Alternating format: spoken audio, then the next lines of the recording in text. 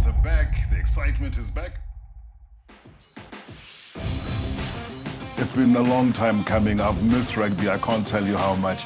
Two Springbok legends in the studio with us today. Just to be part of the history, even if you're a Springbok and you played overseas, it's just a blessing. You put a green and gold jersey over it, it's something different happens to you. Rugby brings a country together. Welcome to MTN Bokke Trivia. Skalk Burger never captained the Springboks. True or false? False. And that is indeed the correct answer. What an absolute privilege to be here tonight. The first test between the Springboks and the British and Irish Lions this coming weekend. It's going to be a nice challenge. Do you think the Lions deserve to walk away with the first test? We haven't played at that level at quite some time. It's always a gamble playing. Obviously, it was tough to lose on Saturday. We're a team, we're a unit, and that's been keeping us going. Springbok pride kicks in. Feel like blessed and honored and privileged. What an absolutely wonderful experience to have. Maybe I'm biased, but I think the Springboks definitely going to win the series. The biggest thing will be a team that goes the full 80. This one's going to be tight.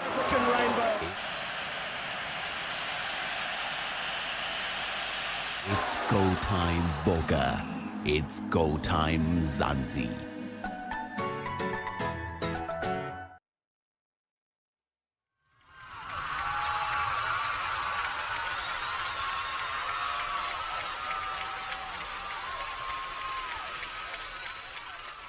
Right, welcome everyone to the fourth and final Fireside with the Springbok legends. Before the final test, the decider, the big one between the Springboks and the British and Irish Lions. And just a quick reminder that if you with MTN, you can also tackle the trivia. So if you'd like to participate in that, go to boktrivia.mtn.co.za and subscribe to Bokke Trivia. It'll only cost you R3 a day. The first day is for free. And one round of the Bokke Trivia web game includes 15 rugby-themed questions, and all you need to do is swipe right for the correct answers and left for the wrong ones. So test your rugby knowledge, stand a chance to win big, including your chance to win a share of R1 million in cash. It's an absolute privilege, as I said right at the beginning, to be sitting in this studio. It is absolutely wonderful that MTN is able to bring together such wonderful guests that we can reminisce on what came in the past, particularly that 2009 rugby series between the British and Irish Lions and the Springboks, and obviously looking ahead to the final test and maybe reflecting on the first two games as well. It's unbelievable how fast 4 weeks have absolutely flown by. Can't believe we've eventually reached the end of what was a fraught build-up to the series, but things are standing finally balanced with one win apiece for both the Boks and the Lions, and it's all down to this one weekend. We can only hesitate and guess what will transpire. And in fact, I'll be asking our guests tonight what they think is going to happen. But I'll save that towards the end. Quick reminder as well, love to hear from you. So please do post your questions and I can put them to our four Springbok legends that will be joining us. Two of them already in the studio with me. And it's an absolute wonder to see your hair off. I haven't seen you in a long time. Neither have I seen you, Bismarck, in a long time. But it really is good to see you guys. It feels like a reunion every time I've been here. But before we get chatting about the rugby, maybe it'd be nice to find out what it is you've been up to. So bonjour, Bismarck. You're back from France. Ça va? Ça bien, et toi? Now you've lost me already. No, I've been doing well. Been spending the last 5-6 weeks on the farm, and then keep getting these phone calls from Ryan asking me when he can be my roommate again, because nobody else wanted to room with him in his whole rugby career. So it's quite a nice reunion to see Ryan here. Yeah, well, Kanko, it's really good to see you, brother. Well, that's been a while. It has been a while. You are looking young. And what's been occupying your time since we last saw you? Yeah, getting back from Japan, I got involved with some property development, so back and forth between Joburg, Durban, and yeah, it keeps me busy. And yeah, trying to spend a bit of time on the golf course, trying to get busy out there, but yeah, he doesn't know which way to hold the club, so yeah. I'm the caddy. I'm the caddy. He's happy to carry, but you have been spending a lot of time on the golf course. Well, not just now, but over the last few years as well. What's your handicap at the moment? I'm about a 4. Officially, yeah. So it's, yeah, we spent some time get invited to a few things with a lot of friends. And Joburg, there's always someone wanting to do some sort of game around Joburg. So loving it. And what you're saying is you don't work. I try.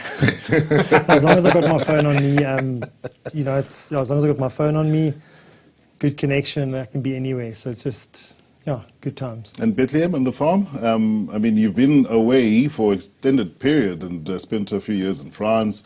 And I see you've brought up two wonderful young men, some twins there. How are they taking to the change? Yeah, I think I haven't been in South Africa in more than 2.5 years, which is quite difficult. So my parents haven't seen my kids in 2.5 years. They saw them when they were 2.5, and they're almost 5 now. So it's just been good to spend some time with people who you know and some familiar faces. Well, let's focus straight in on this series. It's building up to be something spectacular. There have been things, videos made, coaches talking, referees in the spotlight. So much to get through before this final series decider happens.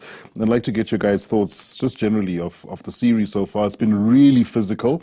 The criticism from particularly the Northern Hemisphere, and even I'm hearing or seeing voices from New Zealand saying not been great to watch, too much kicking, maybe too physical, maybe too slow a game that we've been treated to. I don't know. I watched that second test match and I thought that's the kind of brutality I expect in a Lions series. Yeah, I think it's a little bit harsh to criticise the people like that. What is difficult that you have to take in consideration is there's no fans, there's no people shouting, so you don't want to take chances because small mistakes have big consequences afterwards. So I think both teams play a low risk rugby, but the last game, the second half of the box, as soon as they started driving, both of their tries came from drive. So. Or originated from a good drive, and that's how they won the World Cup, and that's how many teams South Africa have been successful. Followed up with two wonderful pieces of absolute magic, particularly in this last test. Those tries by Magazole and Lukhanyo were absolutely phenomenal, and it is what you used to do. You used to be one of the magic men. Give Hoffy the ball in a bit of space and put it away, and that's ultimately, I think, what you have to rely on. That's after the big boys in the front do all the hard work, So it's these test matches, that's what it comes down to. The forwards, the tight five, grind out, and eventually one of them's going to break. And whether it's a little chip behind or someone gets a little half gap, but that's test match. The intensity is ridiculous, and eventually it takes a little bit of X factor or someone with some bit of brilliance, and then that pressure breaks, and that second half was phenomenal. The guys just that whole first half, the pressure was being built, and eventually they crumbled. Yeah, the dam wall eventually broke, and it felt to me like, if that match went on for another 10 minutes, the one team that was almost certain to score again was the Boks. Oh, absolutely. I think the Boks were on a roll, especially after the poor first half, or not poor first half, of a first half where things just the ball didn't bounce their way. But I think a big turning point is the tackle Lukhanyo and Sia made just before half-time, stopping them scoring that try. In other test matches, it's almost 80% a try. I think you could see the desperation from the guys trying to stop the ball, and he didn't even ground it. I think mentally that gives you quite because they were on the front foot the whole time, but they never got the rewards for that. And I think a try just before half-time could have changed it in their favour, but I think that was absolutely amazing defence. Yeah, we'll definitely take a look at that try and maybe talk a bit about leadership, maybe talk a bit about Sia, his role a bit later on. But there's been so much said about the referees and the media. We spoke about the video, and I'm sure everybody at home is well aware of that almost hour-long video that Rassie Erasmus had posted. The impact thereof, I think, has gone beyond maybe what he even would have imagined. Your take on it? Because you guys in 2009 had Peter de Villiers at the helm, and he did something similar, although he went about it in a very different way. he sort of took the spotlight away from you.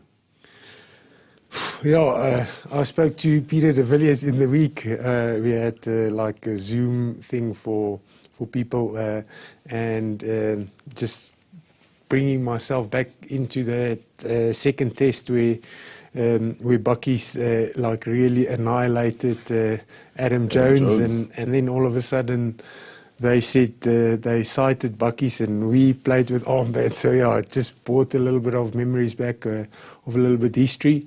Because you must also understand they haven't beaten us since 1997. It's a long time. And I personally haven't looked at the video because I was on the harvest most of the time, so I didn't have 40 minutes to watch a video. But I did saw snips and small little cuts of it, and there's certain things that is absolutely the truth that I also saw in the first test.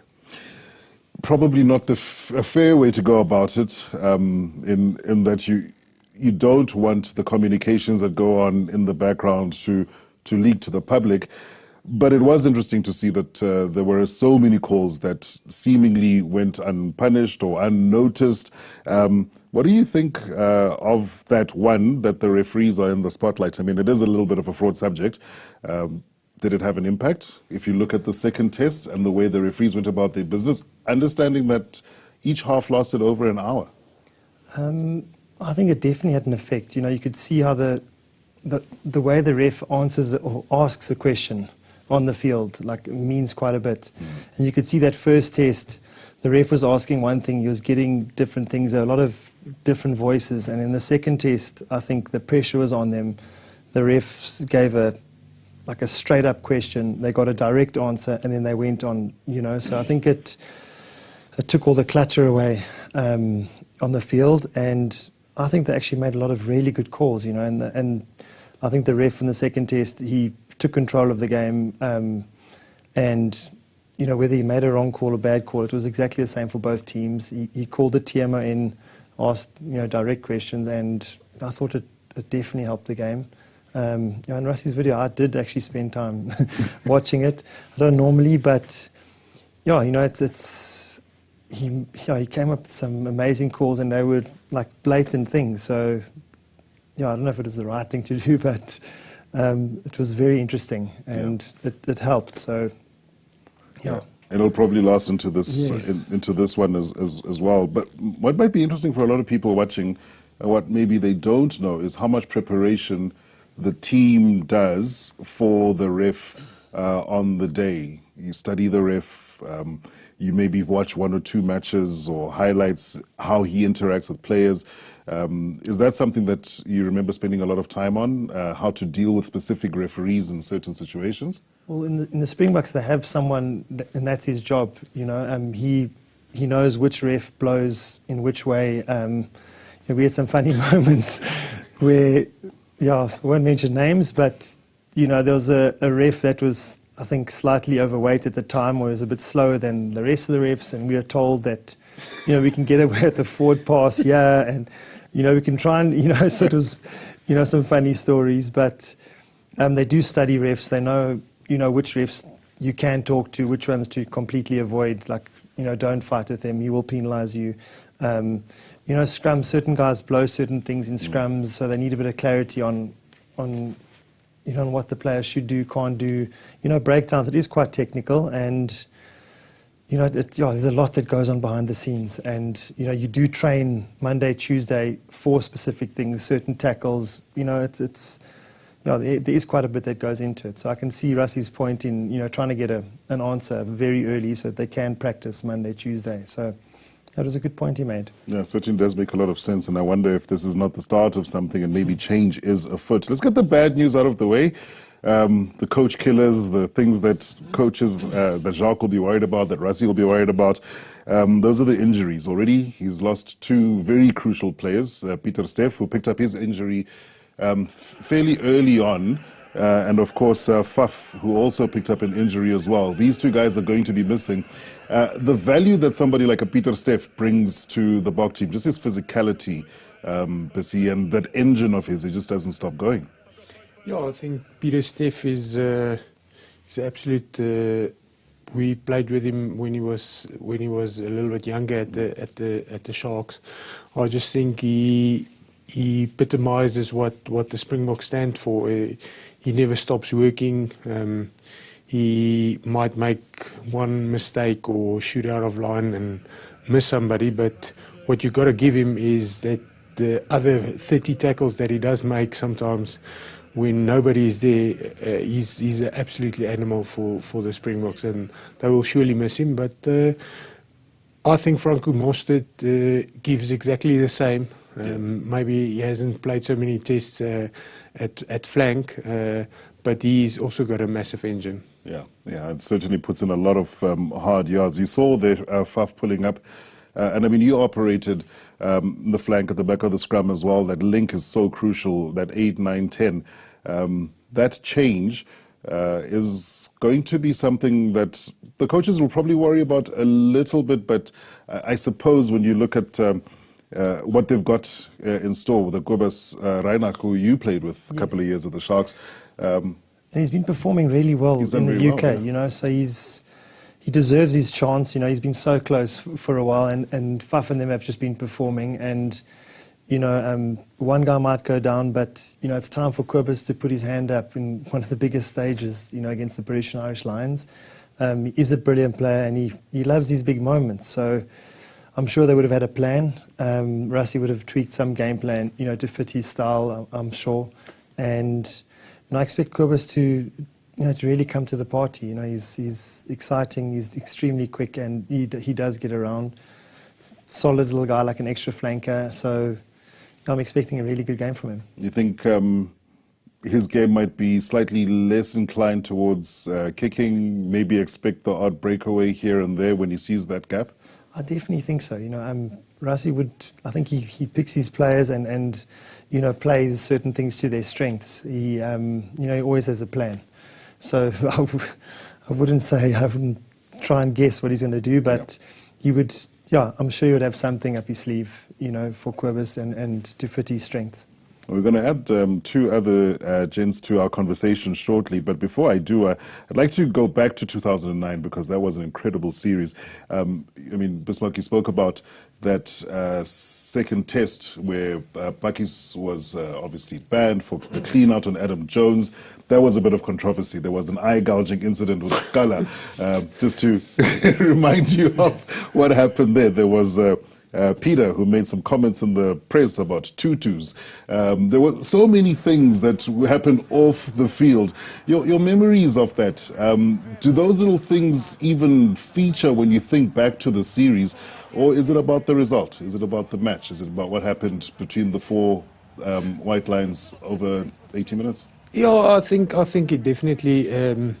When you see the British and Irish Lions, the first thing that breaks my mind is we played the first test in Durban, and when we ran out, it felt like we were in the Millennium Stadium or at Twickenham.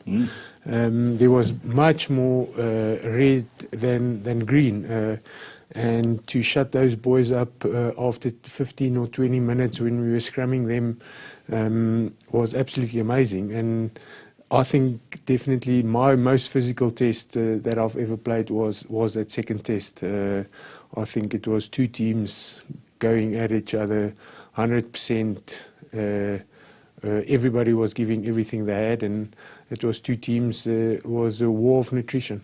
Yeah, I still am gobsmacked to think back. 6 of the Lions guys had to go to hospital after that second test. It really was a physical type clash. Not your kind of game though, Ryan. But I mean, you were hanging around in and around the squad.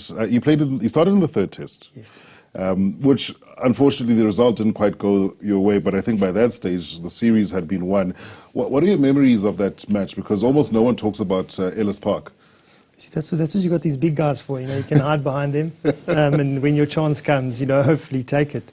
That was massive. You know, I can remember not just on the field, around the stadiums, you know, just walking down the street in Durban. Like, there's always a hum. You know, like these guys singing every chance they got. So it was something really special. So it's something you'll never forget for the rest of your life. So I'm really sad for the players that they don't get to experience, the supporters. You'll never forget it. So I've got to ask where it rates in your career. Where does it rank, that Lions tour? It's definitely up there. I'd say we had some really special moments with the Sharks, and so, but I'd say it's a top three. It's a top three moment for me. And the squad, we were a great bunch of friends, and to be able to win something like that together was extremely special. Yes, certainly, and I'm going to add another one of those friends to the conversation now, and a man who was crucial in that series, and just a year earlier was fighting for a starting place in that box squad, and that's none other than Victor Matfield. But since that moment cemented his place, not just in the Bokke team, but also in the memories and the minds of Springbok fans all around the country. Vic, thanks so much for joining us. He joins us from Cape Town, does Victor. I'll start off with that, Vic, your memories of 2009, of the series, and if there's anything that stands out for you in particular, and bearing in mind, Bissy mentioned that little stand that you took for Bakkies, that you had the armbands, the black ones, which said Justice For. That must have been something special, seeing the boys pull together like that. Yeah, thank you very much, X. Nice to speak to you guys. British Irish Lions is so special. I mean, World Cups, we were fortunate to play quite a few between the few guys that's on here tonight. British Irish Lions, you only get one opportunity. Going out in that first game against the Lions in Durban, I remember going into a media conference on the Thursday. And we were World Cup champions. We had a great Super Rugby tournament with the Bulls. Going into this tournament, arriving in that press conference, they were like, guys, are you still up for this? Aren't you too old? Will you be able to live with this? This is almost like we were not the favorites. So I remember Bokke sitting next to me, and I could just see, he just almost like gave me a little bump next to me. I knew, oh, they're in trouble. If the guys get up for this, they're in trouble. And I mean, if you look at that first test, there's so many things. That first scrum, Busy, John Smith moving to tight head, Beast coming in. The three of them just killed them. That first test, the whole front row should have been man of the match. I think Beast was outstanding, just killing them at scrum time. I mean, first try, John coming around the corner. But they did come back, and probably that second test we were a bit overconfident going into it. That morning, lying in the hotel in Pretoria, having a look at Loftus. They always go to the ground before the time, and I was still lying in my room and just seeing a sea of red, and everyone there for the British Irish Lions. And like Bismarck, it's funny how I didn't have that experience in Durban, but Loftus, where I always play, I mean, that morning seeing that sea of red and then running out at Loftus, and for the first time it felt like a away game where I normally played. Was just unbelievable. And I must say, I think it's sad for the players now not to have that. I think that's one of the best experiences you can have as a player, running out at home, but it feels like it's 50. I mean, British will sing, and then all of a sudden the South Africans will go and sing against them. And we don't have that many songs, but we try. Ole, ole. And it's just an unbelievable experience. But going into that second test, like Busy said, I don't know why. Even myself were pretty upset all the time. I normally just stood behind and let Bismarck and Bakkies deal with everyone. But the guy like Brian O'Driscoll just got under my skin, and I thought, no, man, we should sort these guys out. And Busy almost sorted someone else. Bakkies did sort someone out. And luckily we pulled it through. Yeah, the third test is actually funny. I can't remember much about the third test except for the armbands, my headgear for Bakkies. And it was a pity because I think, like we saw again in this series, we feel as South Africans think about Bismarck tackle on a Carter.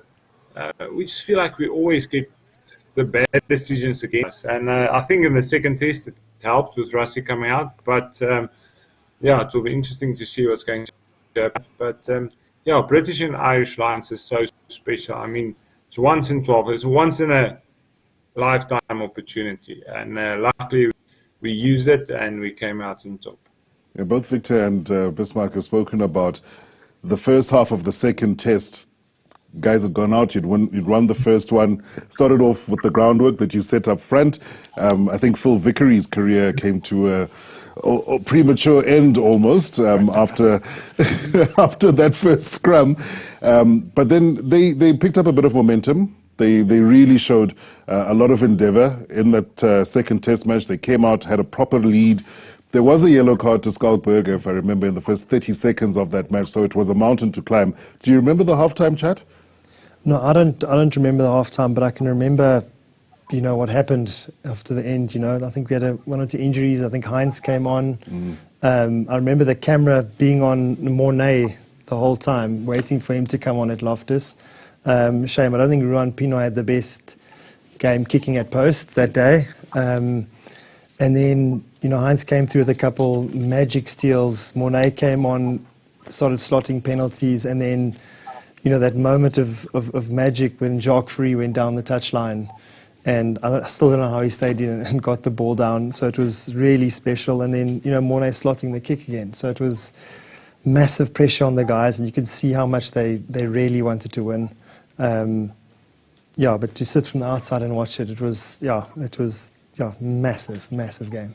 Well, I got 3 forwards with me, 2 in studio, 1 online. So I do want to talk about Mornay. I want to talk about Henry Pollard, how he went in this last, the second test match, how important a good, solid kicker is for a team, Bismarck. When you know that anything within 40 or 50 meters means that you're probably going to bag points. Just knowing that you're going to run out on the field, you've got Mornay Steen's unerring boot, and you're right. Piney didn't have a great kicking game. He had a really good running game at the time. You know, the change was absolutely effective.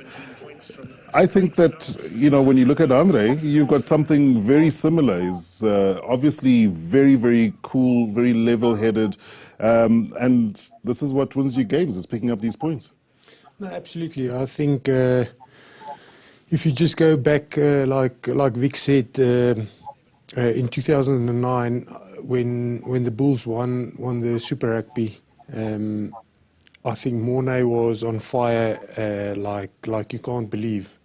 I know Mornay since he's been 9-10 years old, and he never struck me as a great kicker. So when he was actually starting to kick for the Bulls, I was quite surprised, and I spoke to him and I knew how much work he really puts in. If you speak to Victor of how many times Victor looks after a line out and other guys do defense, Mornay will still be outside on the practice field and still kicking and kicking and kicking and kicking and drop the goal and kicking, and then the odd forward will come and say, "Oh, give me your tee, I want to kick as well." And then he'll give you the tee, he'll laugh at you and you miss it, and then he'll be kicking again. So for me, Mornay has been an absolutely amazing professional. Just to see his longevity, I think he played more than 98 games for the Bulls without being injured. He's always one of the fittest guys in the squad. I bet now as well. And I think he's just been kicking and kicking and kicking. And I think Rassie saw now, last test, maybe a small little injury. You want somebody who can kick those balls over. If you looked at, like I said, in 2009, semi-final of the Super Rugby, and in the final they just annihilated the opposition. And then Mornay making his debut a week before, and yeah, playing at Loftus, where he hasn't missed a kick in a very long time. We got this small little group of 2009 Springboks, and when we heard that Mornay was picked again, everybody was really really happy for him because everybody knows how hard he's been working for that. Yeah, Vic, I mean, you got to play a lot of matches with Mornay at the Bulls. And Bismarck speaks about that transition. I think a lot of people probably don't even remember him playing at 12 and then ultimately making that move from 12 to 10. Probably speaks volumes as to his professionalism and why he finds himself back in the Springbok fold and back on the bench, as Bismarck says. Even I can't remember that he played 12, so thanks for reminding me. But yeah, I think what Bismarck said is it's all about hard work. I mean, and a lot of people always talk about kicking to poles because that's what win you games. But I mean, if you give Mornay the ball and he have to kick foot, I mean, especially us as South Africans, we want tries from the ball. It's a big kick at 5 meters out from the try line. And I mean, Mornay were kicking for hours, even at touchline. Kickoffs. I mean, a kickoff, you want it to be on the 22, ball in all. You don't want to give them opportunity to put up a maul. You don't want to give them opportunity to move the ball. And I mean, all of those things he works so hard on. And so funny, he's arriving Saturday at the game, and of course, Francis Steyn came over. And Mornay came over, and Francis is saying, he can't believe it. Mornay is still running in front. What's happening? Francis is not running in front. So it's like Mornay running in front. Nice. Mornay, I mean, he's working. But the other thing about Mornay, and I remember coaches, when they didn't know him, I mean, you arrive at a game, and there was one, I think it was a game, and we walked into the team meeting like a half before. He was making as if he was like on a screen, driving there, and like Frans Ludeke wanted to lose it with Mornay. But that's Mornay. I mean, if you think about that kick in 2009, I don't even think his heart rate went up. He just keeps calm. He does. That's what he trained. And I mean, it's nice to have a guy like that. Hopefully, we don't get a kick like that to win the series. Hopefully, we will be far in front by quite a distance. But yeah, if something happened to Andre and you get someone, I don't think there's anyone better than Mornay to take that kick. Yeah, well, while I'm with you, and you alluded to lineouts, and the Lions were quite competitive in the lineouts. They managed to steal one or two, I think two in that first half. Maro Itoje was probably one of their most useful assets on that front, Vic. Your thoughts on him? And I know he became a little bit controversial, especially after we saw little videos or snippets of him and the knee and Damien's neck. But let's talk about the lineouts, how important they were in this past weekend, how the Boks stood up, and also that addition now of another flanker in Franco Mostert, who's another lineout option for the Boks. Well, we've seen it. I mean, the set piece is very important. And it's just actually in the old days the set piece was there to give you a good platform. These days, everyone is using the set piece to get penalty. I mean, at scrum time, the first option almost every time, especially for the Springbok, is to scrum for a penalty to get field position or to get points. When it comes to line out, same thing. You want to go to that maul because you want to get the penalty. I mean, in that first test, somehow the British discipline and their kicking game was so good, we only got 4 lineouts. Second test, more lineouts. First half, we lost 1 or 2. Second half, coming on. And we have to talk about Mostert. I mean, his work rate around the park, I've never seen something like that. He just keeps working. And it's unbelievable to have a guy like that in your pack. But it was interesting when Luit came on. It was just felt like there was a calmness. All of a sudden, the type of ball he won just set that platform for the driving maul. I mean, even kickoffs, the way he went back, took those kickoffs, just made everything calm. So it's nice to have Luit back in the starting lineup. He's very experienced. He understands the lineout. Even on testing, I think probably have the edge on Mostert there. But to have both of them there with Eben, who on Saturday, you talked about Itoje, and people in Europe goes crazy about Itoje. I'm not that big a fan or not that impressed. I still don't know where he should play. I think he probably should move maybe to a 7. I mean, it's a bit physically dominating him. I mean, when it came to line out in that second half, Lewitt dominated him. So, and then he started almost diving like a soccer player. And I mean, that's the guy that want to face up, that want to say, listen, we're not giving a step back. Now all of a sudden he's diving. I wonder if Gatland won't have a talk to him. I mean, you would never see a Bismarck du Plessis or a Bokke or even Etzebeth diving just to get a penalty. They'll always face coming forward saying, doesn't matter what you give to me, I don't step back. Thank you very much for posting the questions that you have. And before we add yet another voice and face to this conversation, to this fireside chat, and Jabula has a question, I'll throw it to you, Ryan.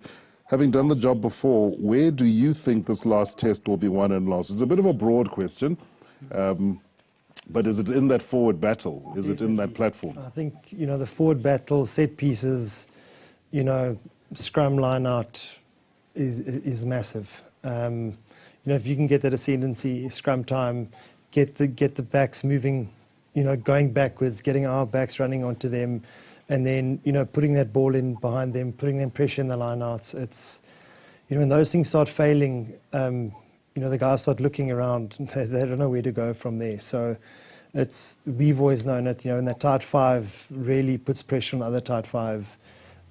You can see a team start crumbling. So I definitely think, you'll always target those areas, and, I think we've got it. There's not many people, or there aren't any teams that can bully the South African team. So, our tight 5 has a big challenge this weekend, and we can see them do it. Well, that does lead us perfectly to who else we're going to add. But before I do add that fourth member of this panel, just a quick reminder that you can vote for the Springbok of the series, and you stand a chance to win 1 gigabyte of data. All proceeds from the voting go towards the Chris Berger Petrie Jackson Players Fund.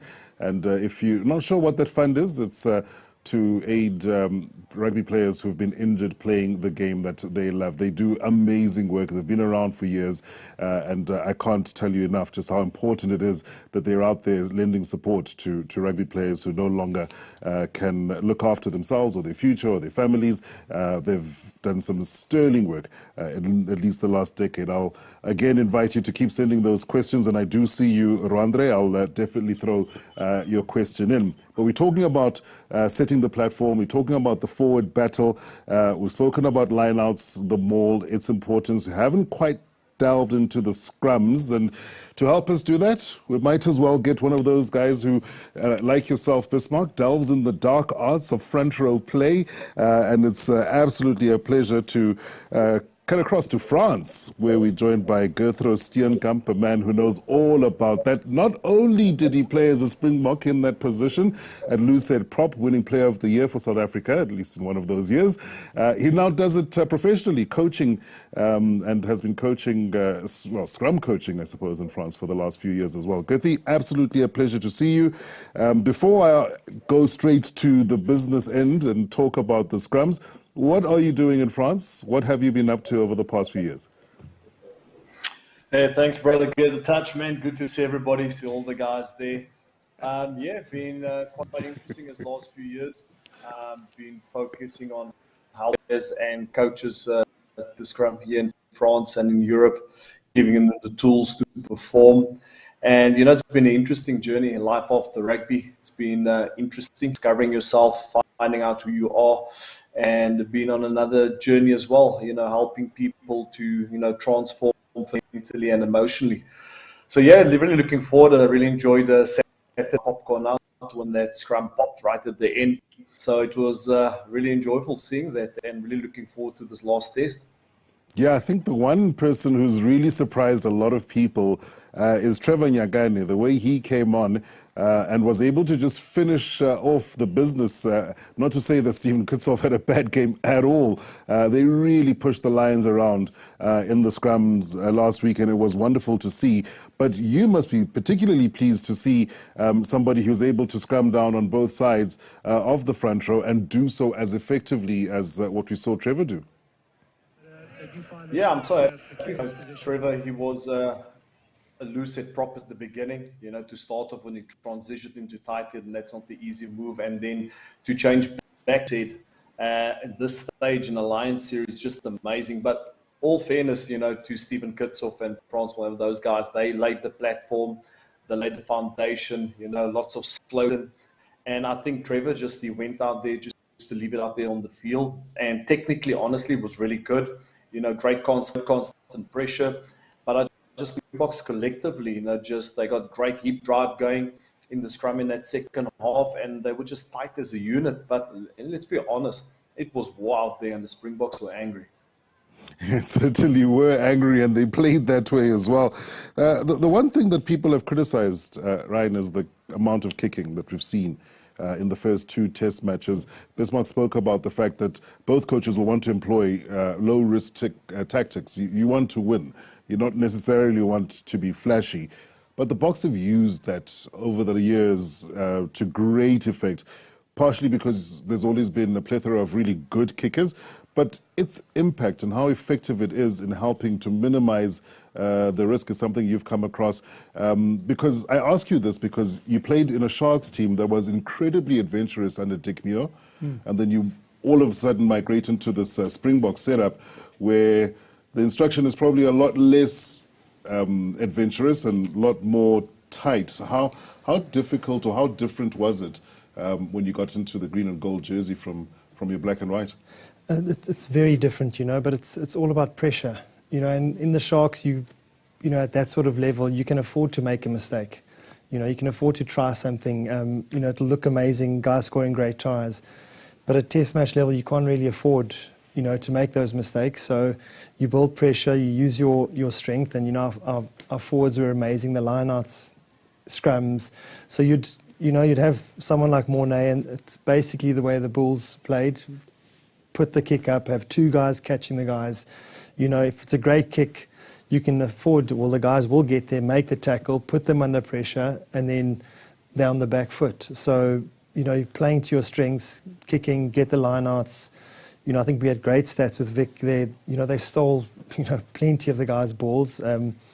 You had so many different, sessions where you studying the other team's lineouts, knowing where and how to put pressure on certain parts of the field. So it was a pressure game, and they eventually you start breaking them down. And I think that's what we did. We had great forwards, and the guys just really knew how to put pressure on people. Yeah, they certainly did, and that pressure does tell, Victor, and if it's used to great effect. We saw the Lions playing like a team under pressure.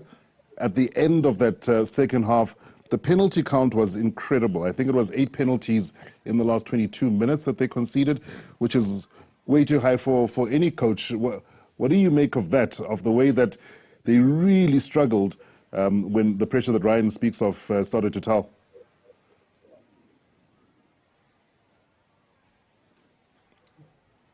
Victor, you might be muted, Vic. I'm not quite sure.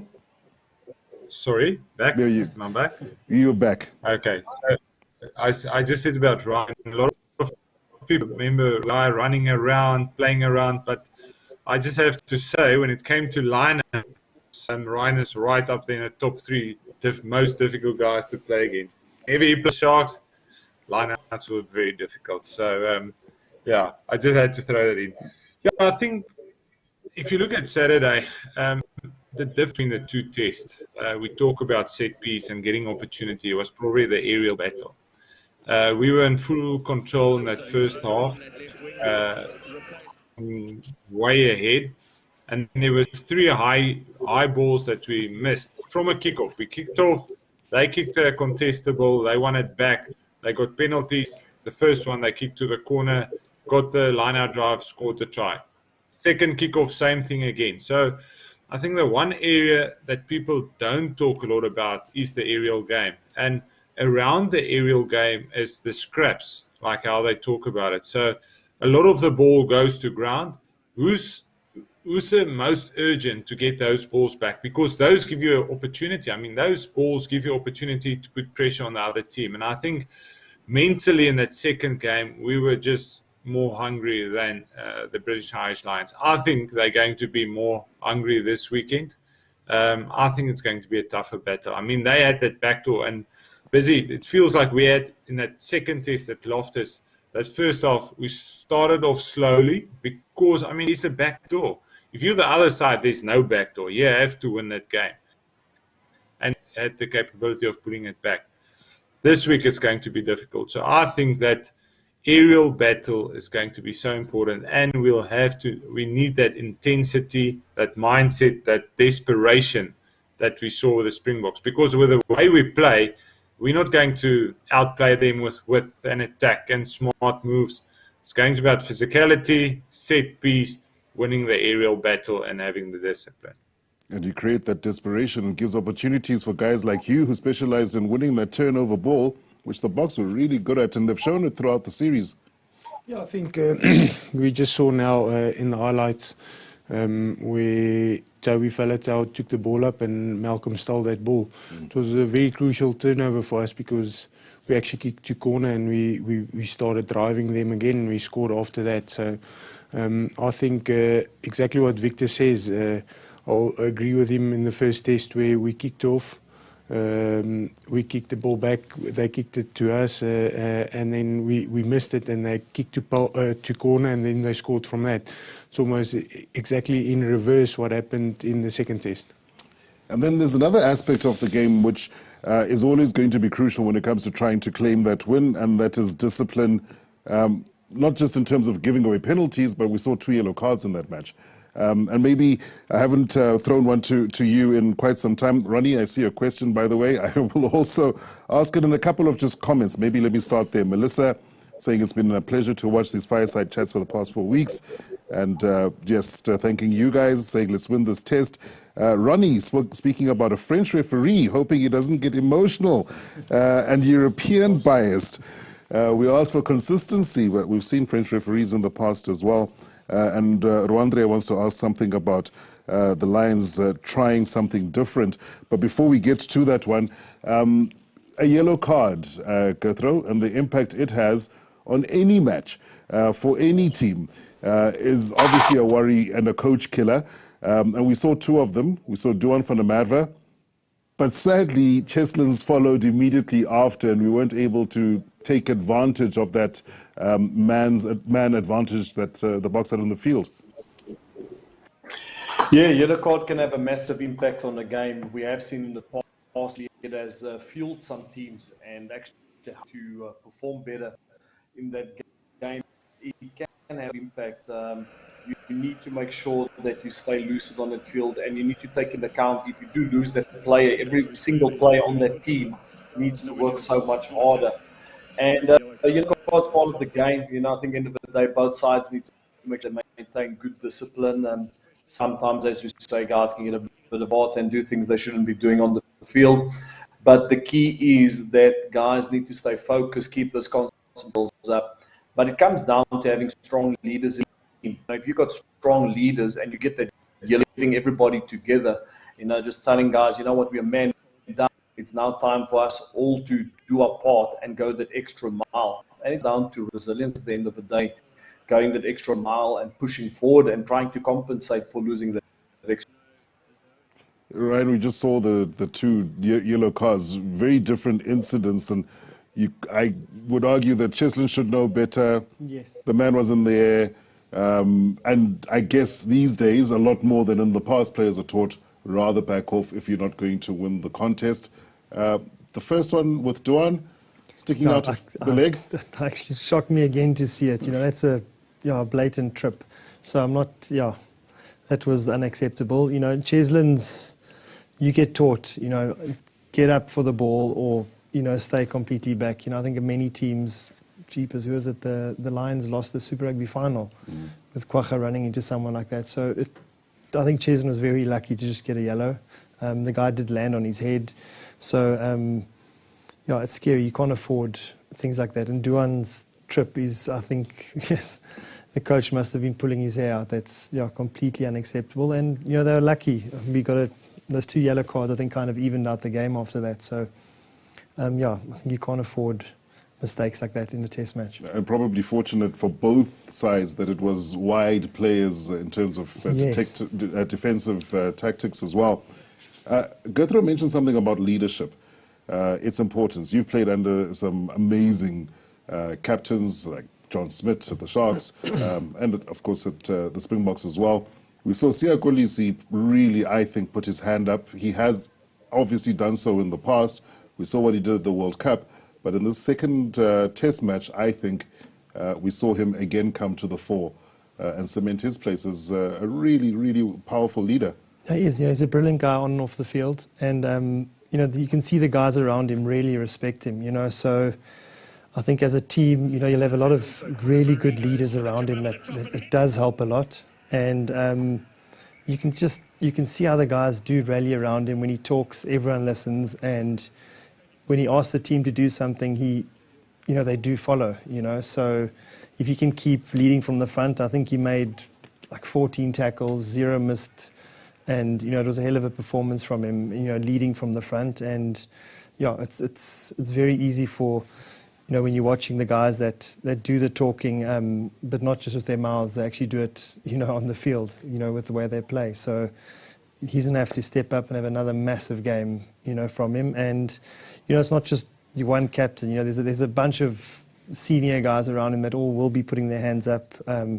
It's always been like that. Yeah. You got the captain, but you don't see there's 5 or 6 other guys around him that make his job that much easier. So, I think all the senior guys in the team will have to, really put their hands up this game. Yeah, it's a leadership group. It's a senior group that actually take on the joint responsibility. Do you think that there are key positions on the field or divisions on the field that should have separate leaders? So maybe for the tight 5, for the backs, for the outside backs.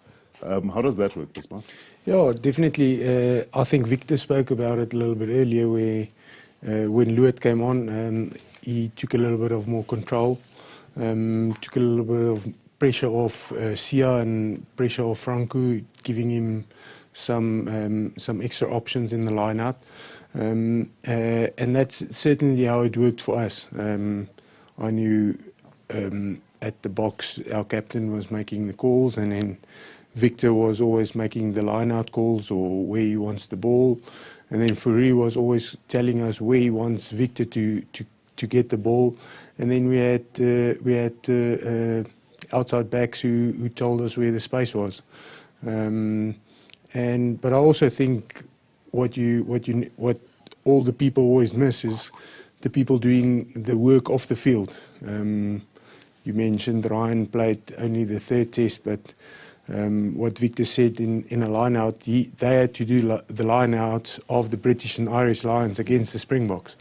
And I bet it's exactly the same now. So there's certain people who everybody has to do their job to get the wheel moving, and I think you could see in the box as well where people is coming in and out. They're really slotting in very well. This question by Rondre is one that is really, I think, directed to a back.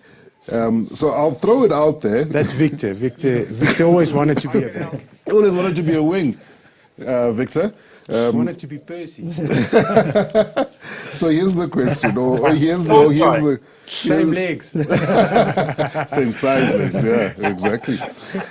So Rondre says, let's say the Lions try something different this week to score tries, then pass and run the ball on the outside channels. How do the selection of Henshaw at 12 and Aki at 13 assist them? Who wants to have a stab at this, Vic? If they do change their approach, I doubt they will, especially given the importance of the match. But if they do decide to throw it around a little. No, bad news for Andre. I mean, if you look at the team selection, there's no way they're going to play different. They're going to go back to that first test, what they think worked. Yes, they got overpowered. They lost the aerial battle this weekend. The only thing is probably that physicality. Damien de Allende is actually having a field day.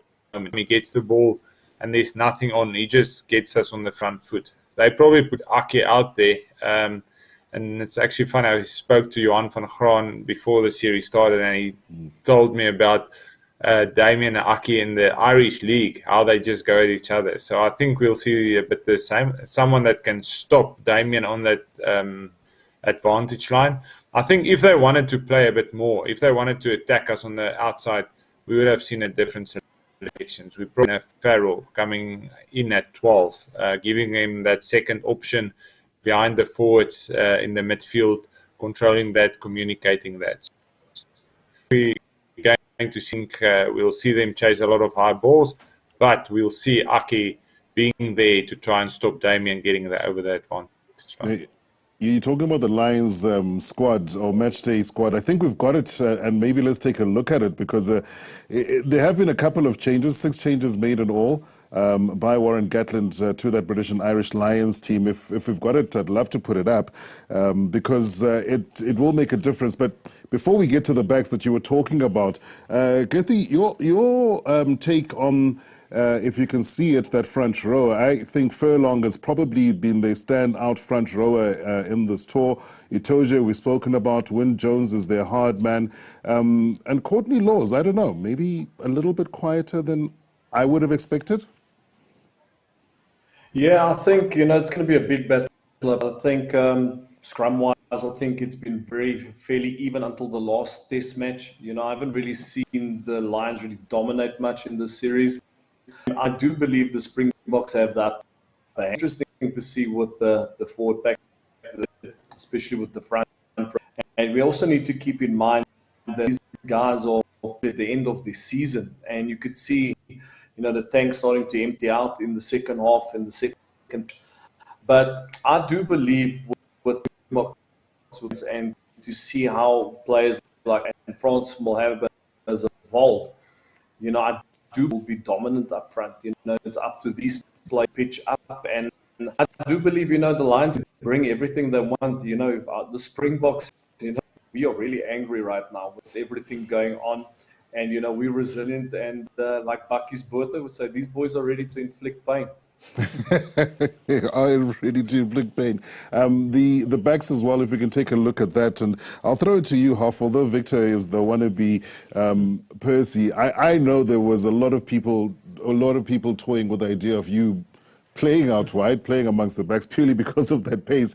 They still have pace aplenty. Victor spoke about Bandiaki and the physicality he's going to bring. Henshaw is a class act, but the change that fascinates me is Liam Williams at fullback hasn't really had a run. Adams also, great try scorer. Again, they're probably not going to see as much ball as they would like. Yeah, again, it's up to those forwards. I think they're going to try and, I think the plan is to try and dominate the forwards and give those backs some space out there. And, with the solid 12, you can see they want to try and keep it close and get those forwards working. But, as Gatti was saying, I don't see them dominating our forwards. I don't see them getting the upper hand in scrums and line-outs. So I think they're in for quite a tough one. Where the forwards backs, I don't know how they're going to get over Damien. Um's been defending like a machine. They've been working really well together. Andre is massive. He could be in the forwards as well. So we've got a solid, defensive line there. And, I think they don't have many options. I don't know what they're going to do. If the South African team, if the guys can really, up it, take out their scrum, take out their line out, then they haven't given themselves much of a chance to change their pattern of play. So, I think, forwards put their hands up and, we can really take it to them. Yeah, we also saw some of that bench there. Guys like Carl Sinclair really battled when they came on, weren't able to necessarily steady that scrum. Cowan Dickey, very good player, but again, weren't able to get over that advantage line and really dominate. Conor Murray, he'll feel like he should have given a better account of himself, even if I think they do go on to win the series. He is a quality scrum half, but hasn't yet showed it. The Boks, on the other hand, like I say, there were those 2 changes that were forced by injury. So if we can take a look at that, not too much change to speak of. But Vic, that is a really settled pack. Yeah, we had front row last week, and everyone talked about the bombs Trevor coming on. Vincent Koch and Malcolm in that second half, but I think front row laid the foundation. I think France and Kitsy to start, then bring the other two guys up, and then we spoke about Lewitt, the stability brought, and then Mostert, just his work rate, and then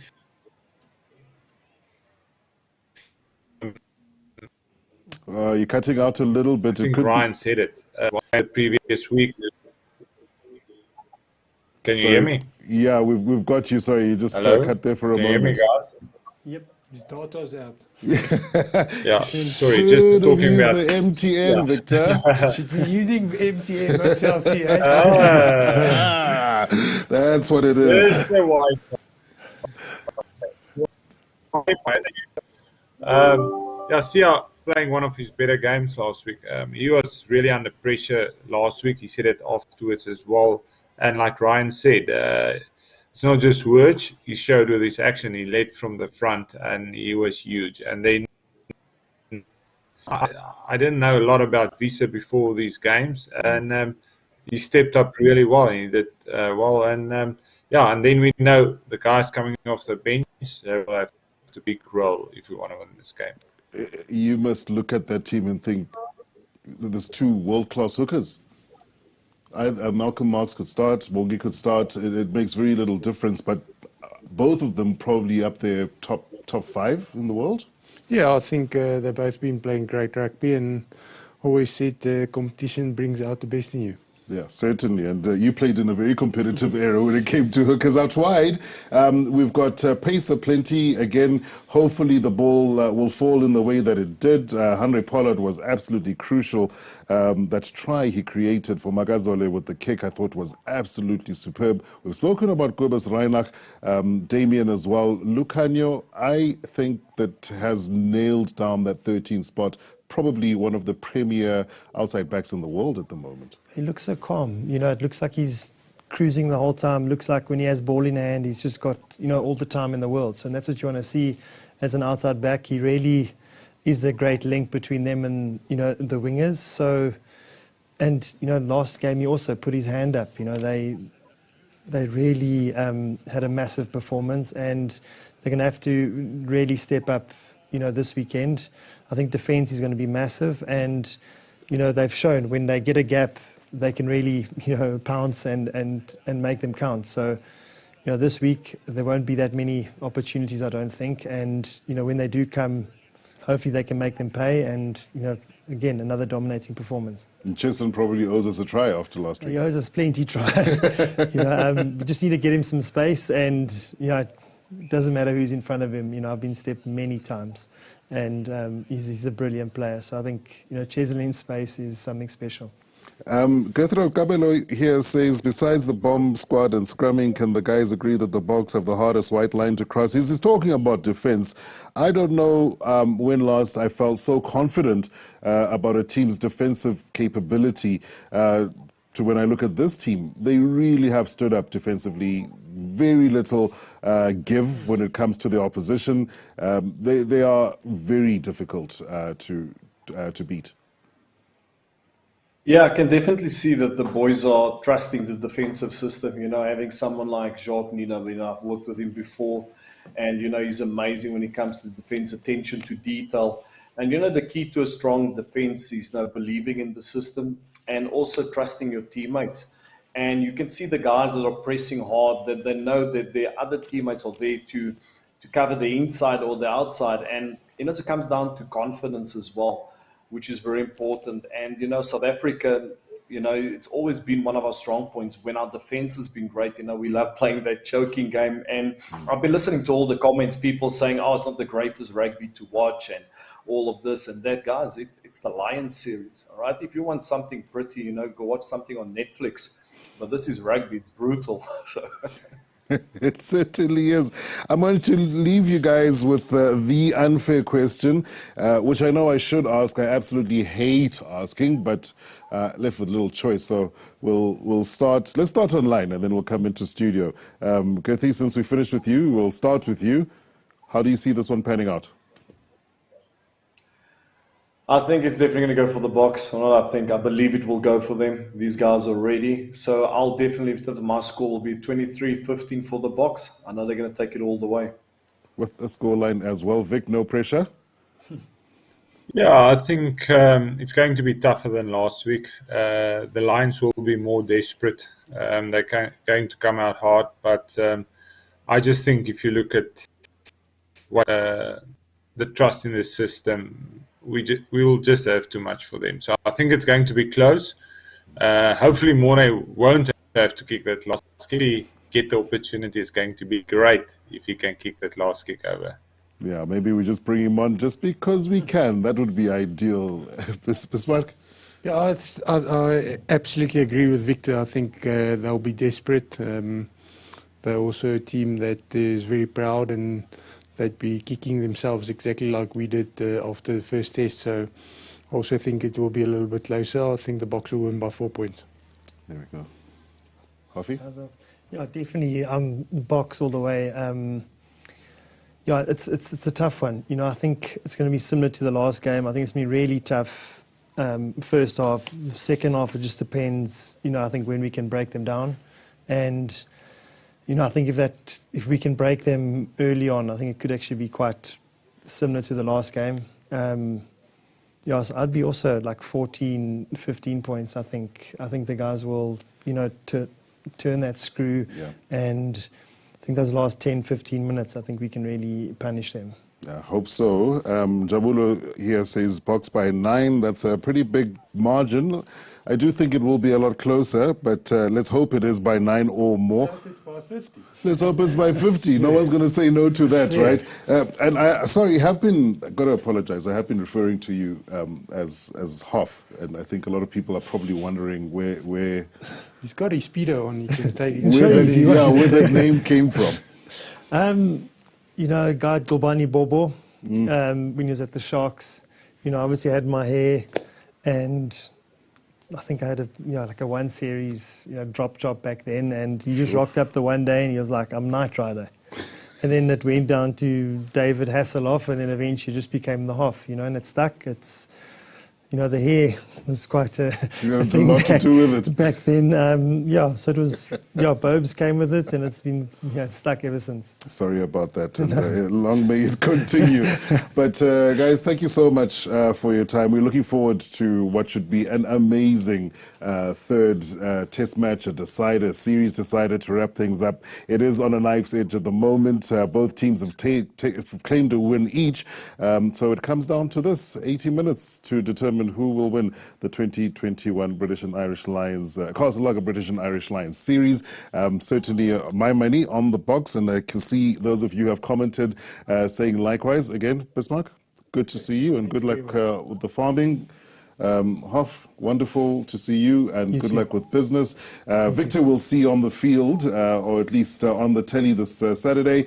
And Gurthrö, we hope to see you back home, but we'll be keeping an eye on you online. He has been very, very busy online, so you can certainly catch him on the socials. So thank you guys for your time. Thanks, guys. And thanks very much to the supporters. Thank you for joining us. Thank you for the questions. We wish the Boks all of the best, and I cannot thank MTN enough for providing us this opportunity to have this fireside chat, all 4 of them, and are able to bring some wonderful content to you at home, keeping safe. Although we can't be at the field, we can still be engaged and be part of what has been a superb tour thus far, at least insofar as the drama goes. I look forward to seeing the Boks take the spoils this coming weekend. Thank you once more.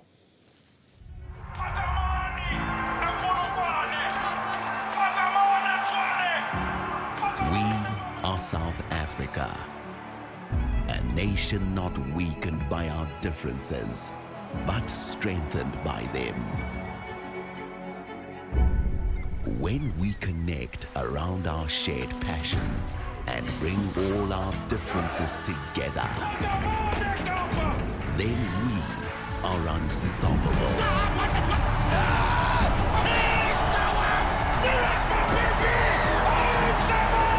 It's go time, Bokke. It's It's go time, Zanzi.